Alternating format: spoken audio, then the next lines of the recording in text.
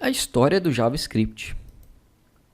Vamos ver como chegamos até aqui e depois falar de um cara muito importante no JavaScript, que é o objeto global window.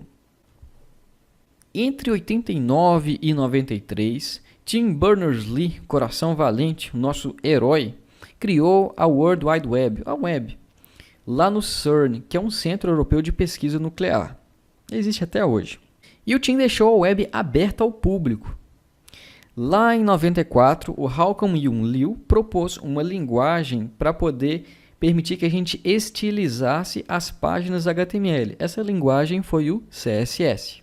Aí em 95, lá em maio, o Brendan Eich, esse cara da fotinha, na época funcionário de uma empresa chamada Netscape, que era um navegador, criou, pasmem, em 10 dias, uma linguagem para poder alterar as páginas web dinamicamente. Tanana. Não era JavaScript, era o Mocha. Aí em 95, em setembro, no mesmo ano, a empresa resolveu mudar de nome. Em vez de Mocha, agora foi LiveScript. Alguns meses depois, ela resolveu mudar o nome de novo. E aí, a linguagem passou a chamar JavaScript. E qual o motivo disso? Basicamente, pegar carona na fama da linguagem Java, que estava bombando em 1995. Ou seja, qual a relação entre Java e JavaScript? Absolutamente nenhuma, exceto pelo nome do JavaScript que foi inspirado em Java. Aí em 96, a Microsoft, que tinha o Internet Explorer, adotou o JavaScript, só que ela não pôde usar o mesmo nome. Ela então chamou ele de JScript. Aí ao final de 96, a Netscape viu que esse negócio ia dar certo, né? Então mais de uma pessoa estava usando a mesma linguagem, né, dentro do navegador. Aí ela foi e enviou a linguagem JavaScript para um comitê internacional de padronização das coisas. Pensa tipo um ABNT, só que lá da Europa. Esse órgão chama ECMA International. Por causa do nome do órgão, a especificação da linguagem JavaScript recebeu o nome de ECMAScript. Essa padronização é extremamente importante para que o código que você escreve para um navegador funcione perfeitamente em todos os outros navegadores. Por isso, é necessário que a linguagem seja padronizada. O nome desse padrão é ECMAScript. Aí, em 97, a ECMA International publicou a primeira versão.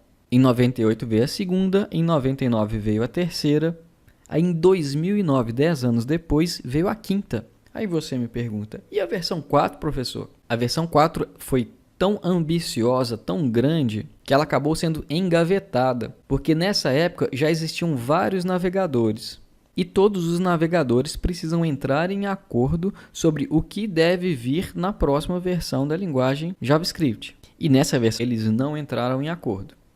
Isso fez com que em 2009 eles criassem uma versão bem mais simples do que a 4, chamaram ela de versão 5 e deixaram a 4 engavetadinha lá. Aí entre 2009 e 2013 eles foram abrindo essa gavetinha devagarzinho e pegando algumas das coisas que haviam sido propostas. Inicialmente eles iam chamar isso de versão 6, mas aí eles acabaram cometendo o mesmo erro de novo, aí pegaram e falaram assim, não, agora em vez de versão 6, 7, 8, 9 ou 4, a gente vai falar, não, versão ES de ECMAScript 2015, versão 2016, versão 2017, 2018 e daí por diante.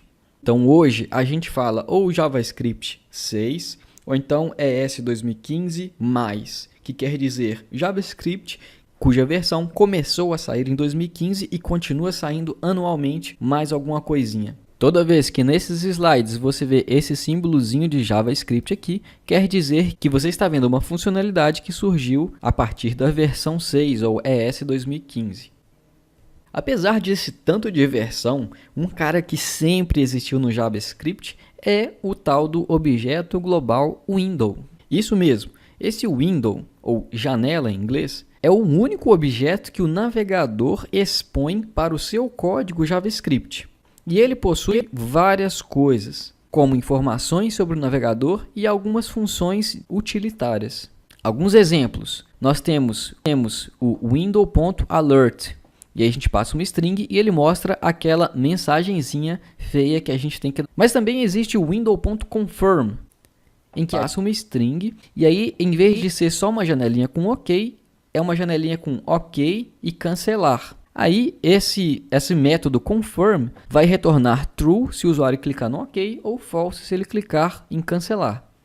Tem também o window.prompt, que a gente passa uma string que ele vai aparecer na janelinha e ele mostra um campo para o usuário digitar um texto. Se você passar um segundo parâmetro, ele vai ser a string que vai aparecer pré-digitada nesse campo. E aí o prompt retorna uma string com o que o cara digitou.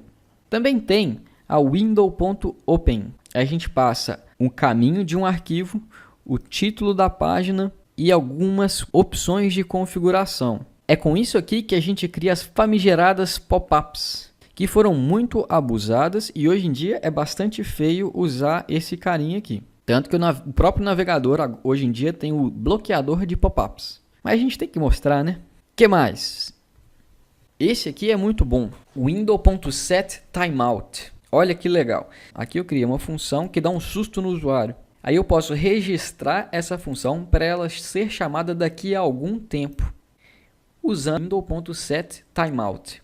Ele funciona assim. Você passa no primeiro parâmetro o nome da função e no segundo parâmetro a quantidade em milissegundos que essa função vai ser chamada. Ou seja, 200 milissegundos, 1/5 de segundo.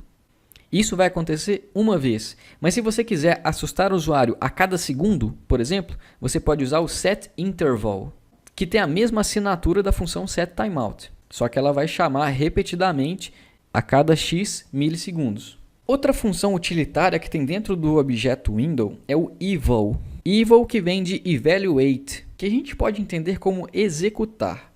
A ideia é, a gente pode passar para ele uma string que contém código JavaScript e ele vai executar essa string. Aí não é porque existe que a gente tem que usar, porque isso aqui, gente, se provou ser a raiz de todo o mal do universo. Tanto que é muito comum falar que evil is evil. Logo, façam aí a sua anotação mental de que isso aqui existe, depois pegue o corretivo mental e apague isso aí. Além dessas funções utilitárias, o objeto window tem vários outros objetos dentro dele. E eu coloquei aqui alguns dos mais comuns que eu costumo usar. O primeirão deles é o window.document, que ele dá acesso ao DOM, que é a estrutura HTML da página. Tem também o window.navigator, que dá acesso a algumas características do navegador, como por exemplo, geolocalização para você usar o GPS se tiver num celular, ou reconhecimento de fala para você poder falar alguma coisa e ele escrever para você. Também tem o window.console, que dá acesso ao terminal. Tem o window.math, que tem várias funções matemáticas, como por exemplo, função para calcular o seno, cosseno, para poder arredondar para baixo ou para cima. E também tem o window.location, que dá informações sobre o endereço ou a URL da página atual. Tem vários outros objetos importantes dentro de Windows, mas esses aqui são os que a gente mais utiliza. Aí tem uma convenção. Já que o objeto window é o único objeto que o navegador expõe para o seu código JavaScript, a gente pode omitir a palavra window. Então, em vez de usar window.console.log para poder expor umas certas verdades, a gente pode simplesmente usar console.log, que é o que a gente já tem feito. Isso é mais interessante porque o código fica menor e a gente não gasta tanto aí os dedinhos. Agora vamos falar sobre como estilizar elementos dinamicamente usando JavaScript.